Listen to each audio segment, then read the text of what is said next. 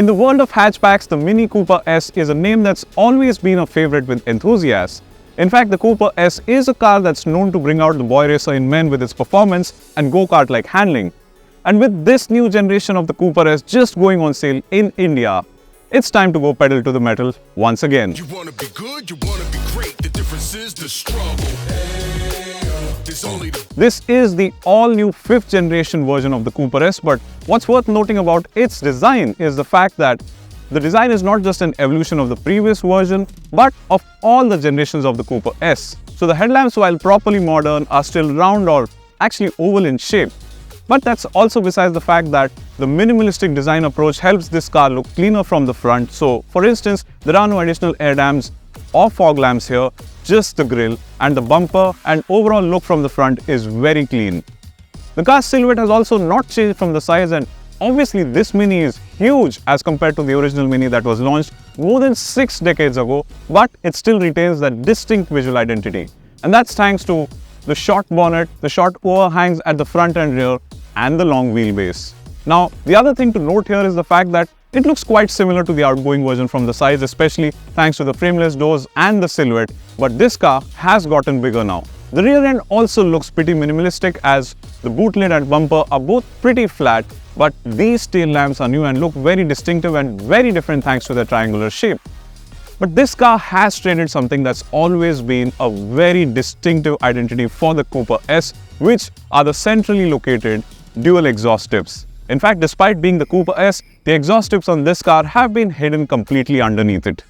Overall, there's a lot to like about the new Mini on the design front, but what I like the most about the car is that it retains that distinctive design we've known for decades now, and not only does this help in making the new Mini identifiable instantly, it also helps you fall in love with it thanks to the timeless design. And while it has grown in size as compared to its predecessor, this new Mini looks as compact and as appealing, if not more. This being a generation change, the interiors are all new, but more importantly, again, the interior theme is very minimalistic. So the dashboard looks clean, the air conditioning vents, which now have these rotary knobs, are integrated into the dashboard itself.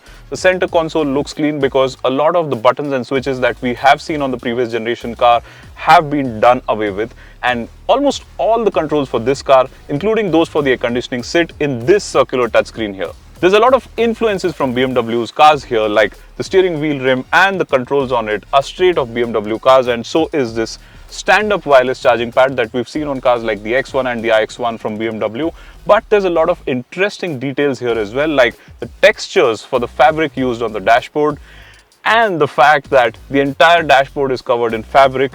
There is no leather, and that's in keeping with Mini's focus on sustainability. And this display is a 9.4-inch OLED touchscreen with an Android-based operating system that Mini has developed with Samsung.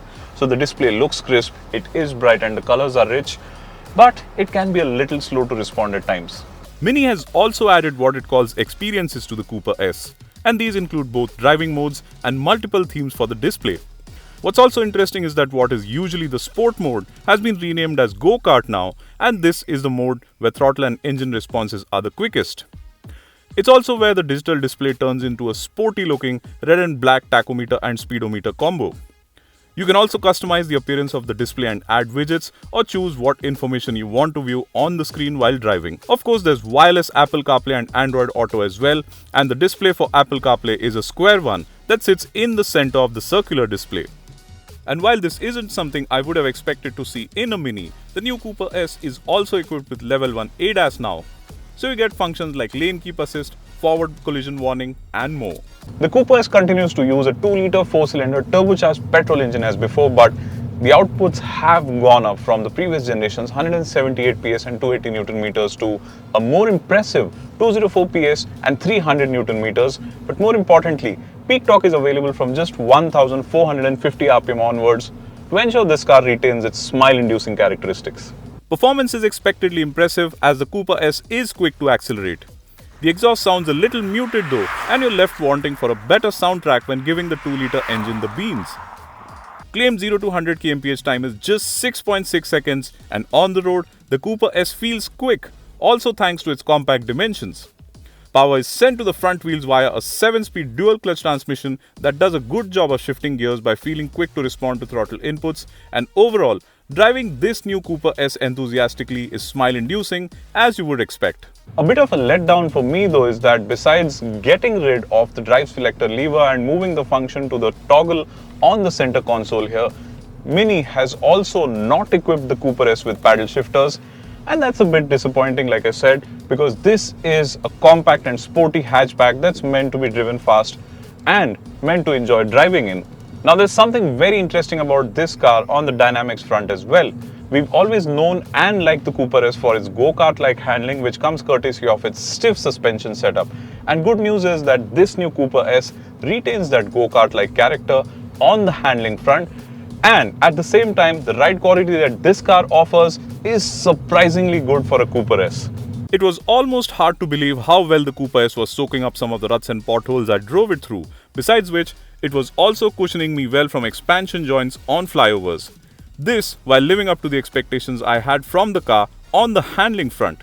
It felt planted, be it when accelerating hard in a straight line or out of bends, and lived up to being a Cooper S.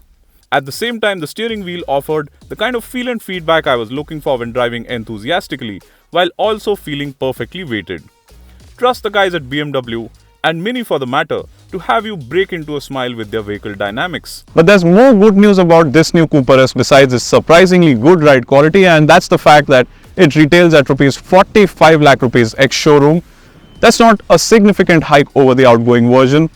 More importantly, yes, it feels a little expensive, but this car, you have to understand, comes in via the CB route. It is not assembled locally like a lot of other BMW cars in India. And then there's the fact that this is an iconic nameplate, and it's a car that is really captivating the attention of a lot of enthusiasts with its go-kart like handling and the performance. In fact, it drives better and is even more fun to drive now, and even more comfortable now while packing in a lot of technology. So yes, this is a nameplate that's sure to get your attention if you like driving, and is a car that you should certainly look at having in your garage.